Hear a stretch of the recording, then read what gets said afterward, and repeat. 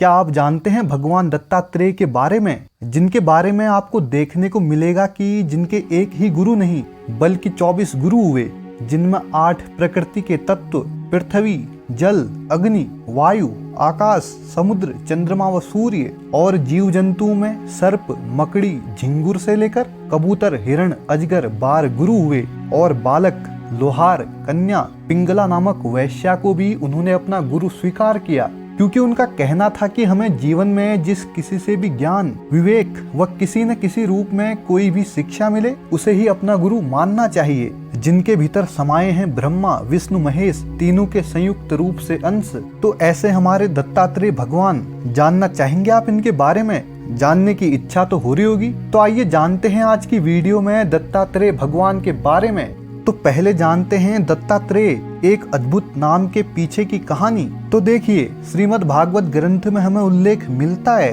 कि महर्षि अत्रि, जिन्होंने जगत के पालनहार भगवान श्री विष्णु को पुत्र रूप में पाने की अभिलाषा करी और उनकी इस इच्छा को पूर्ण करने के लिए एक दिन भगवान ने प्रकट होकर महर्षि अत्रि से कहा कि मैंने स्वयं को आपको दे दिया। यहाँ देखिए कि इसी देने के भाव से दत्त और महर्षि अत्रि के पुत्र या बेटे होने से आत्रेय का मिला हुआ रूप दत्तात्रेय कहलाया। अब ये तो है नाम की महिमा, लेकिन जन्म की जो महिमा है या कहानी है वो भी रोचक है। तो शुरुआत होती है माता अनुसुईया से, जो हिंदू धर्म में 7 महान नारियों अर्थात सप्त कन्याओं में से एक है, जिनके बारे में माना जाता है कि ये देवी और तपस्या का प्रतीक है। माता अनुसुईया के पति सप्त ऋषि मंडल के 7 ऋषियों में से एक महर्षि अत्रि थे। तो माइथोलॉजी के अनुसार या शास्त्रों के अनुसार महर्षि अत्रि की पत्नी अनुसुईया के पतिव्रत धर्म की चर्चा तीनों लोकों में होने लगी। तो ये बात नारद जी माँ पार्वती, माँ लक्ष्मी और माँ सरस्वती तीनों देवियों को बताते हैं और माता अनुसुईया के धर्म की परीक्षा लेने के लिए त्रिदेवियों के अनुरोध करने पर तीनों देव ब्रह्मा, शिव और विष्णु पृथ्वी पर पहुँचते हैं और साधु का वेश बनाकर माता अनुसुईया से भोजन कराने की इच्छा प्रकट करते हैं और माँ अतिथि सत्कार को अपना धर्म मानते हुए उनकी बात मानती है। लेकिन तीनों देवता माता के सामने शर्त रख देते हैं कि हम आपकी गोद में भोजन करेंगे। तभी माँ महर्षि अत्रि का ध्यान करती हैं और उन्हें दिखता है कि साधु के रूप में खड़े हुए त्रिदेव।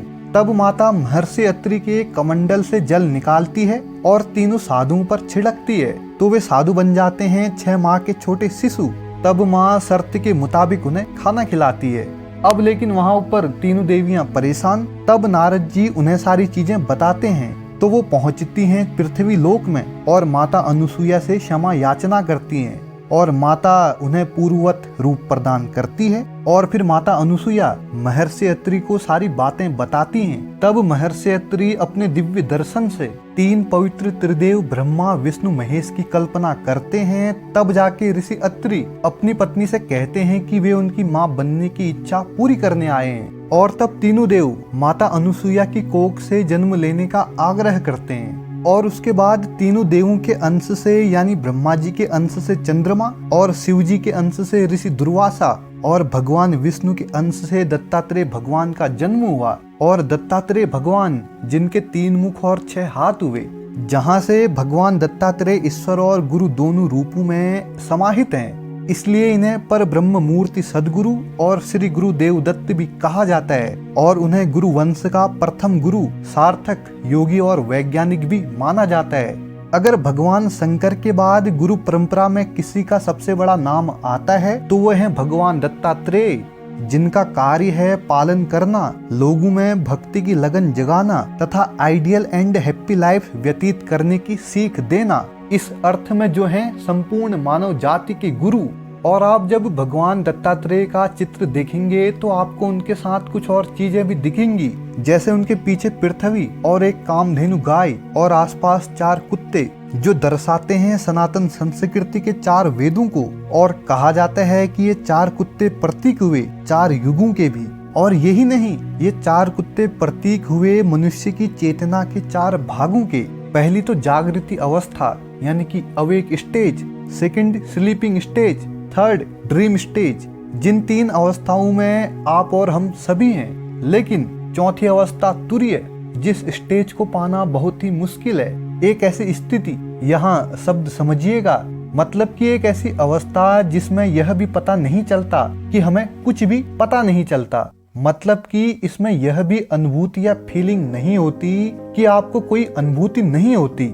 नहीं आ रहा समझ में? ऐसे समझो कि जो आपकी सोल फीलिंग है ना, वो एकदम शून्य है, इतनी शून्य कि आप इसकी अनुभूति भी नहीं कर सकते। मतलब कि मन और मस्तिष्क में कुछ भी नहीं चलेगा, यह भी नहीं कि कुछ नहीं है। और जो हमारी चेतना है इन 4 ही स्टेज में मूव करती है, जिनके प्रतीक हैं दत्तात्रेय के आसपास के वह 4 डॉग।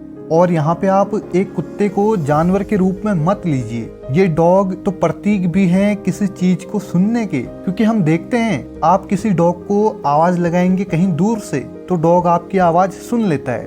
और साथ ही साथ वफादारी के, क्योंकि किसी भी परिस्थिति में आपका कुत्ता आपको नहीं छोड़ेगा। और साथ ही साथ अलर्टनेस के, कि किस तरह डॉग्स अलर्ट रहते हैं किसी भी सिचुएशन में, चाहे आपकी गैर मौजूदगी में आपके घर की सेफ्टी ही क्यों ना हो। तो इन 4 कुत्तों से भगवान दत्तात्रेय समझा रहे हैं पूरे जगत को कि किसी भी चीज को आपको पाना है तो इन सभी चीजों का आपके जीवन में होना बहुत जरूरी है, तभी तो चीजें प्राप्त होंगी, चाहे वह मोक्ष की प्राप्ति ही क्यों न हो। और उनके पीछे पृथ्वी, और पृथ्वी को तो वह अपना गुरु भी मानते हैं, क्योंकि दत्तात्रेय ने पृथ्वी से सहनशीलता का गुण सीखा है। पृथ्वी अच्छे बुरे हर प्राणी का भार सहन करती है। पृथ्वी पर कई तरह के प्रहार भी होते हैं, खनन होते हैं, लेकिन फिर भी पृथ्वी ये सब चीजें सहन करते हुए हमें अपने अंदर समाये बैठी है। और बात रही गाय की, वो तो प्रतीक है माँ के रूप में। जिस तरह पृथ्वी को हम माँ कहते हैं वैसे ही गाय भी है। और एक चीज कही थी ना हमने कि भगवान विष्णु ने खुद कहा कि मैं अपने आप को आपको देता हूँ, और ऐसे ही गुण दत्तात्रेय में भी आने निश्चित थे। जिस प्रकार तपस्वी व्यक्ति के जीवन में एक तप की लय बनती है, उस लय से तप की गहराई चरम पर होती है, और उसी तप की गहराई से ऊर्जा बनती है। और फिर धीरे धीरे क्षण क्षण ऊर्जा के स्वयं के एकीकरण से जीव समस्त विद्याओं का ज्ञाता बनने लगता है, और इनडायरेक्ट गुरु उसका निर्देशन करते हैं, चाहे पृथ्वी, चाहे सूर्य, चाहे चंद्रमा, वायु, कुछ भी। ऐसा ही कुछ हुआ ग्रेट पीनेंस से सराबोर भगवान दत्तात्रेय के साथ। और तप से प्राप्त ऊर्जा से दत्तात्रेय ने जो भी पाया सब कुछ बांटते चले गए। दत्तात्रेय का अध्यात्म विकास इतना गहरा था कि वे कभी ईश्वर से चूके नहीं। अगर ऐसा कहें तो अतिशयोक्ति नहीं होगी कि उनके रोम रोम में प्रभु का वास था। उन्होंने देवी लक्ष्मी से विवाह किया और एक निमि नामक श्रेष्ठ तपस्वी पुत्र रत्न की प्राप्ति भी करी। और देखिए, आपने सुना होगा बाबाओं महात्माओं के मुख से अलख निरंजन, ये भी दत्तात्रेय जी का एक प्रचलित जय घोष है। लेकिन हमने सुना तो सही, बट क्या हमने कभी इसकी गहराई में जाने की कोशिश करी? आखिर मतलब क्या है इस शब्द का? तो देखिए, अलक्ष्य शब्द का अपभ्रंश है अलग, और निरंजन परमात्मा को कहते हैं। मतलब कि सामान्य नेत्र जिन्हें देख न पाए, सामान्य बुद्धि जिसे समझ न पाए, वह इतना चमकीला, इतना तेजस्वी है कि उसे देखना सहज संभव नहीं है। यानी कि ब्लैकनेस ऑफ इग्नोरेंस से मुक्त होकर ज्ञान में प्रवेश करना, या फिर ज्ञान का ऐसा प्रकाशमान तेज जिसे देख पाना संभव न होते हुए भी उसका रियल साक्षात्कार होता है। जैसे हम कहते हैं ना, परमात्मा जिन्हें देखा नहीं जा सकता पर सब जगह व्याप्त हैं। तो आज की वीडियो में बस इतना ही, लेकिन कमेंट करके जरूर बताइएगा कि आपको कैसा लगा भगवान दत्तात्रेय के बारे में जानकर इस वीडियो के माध्यम से आप लोगों तक। धन्यवाद।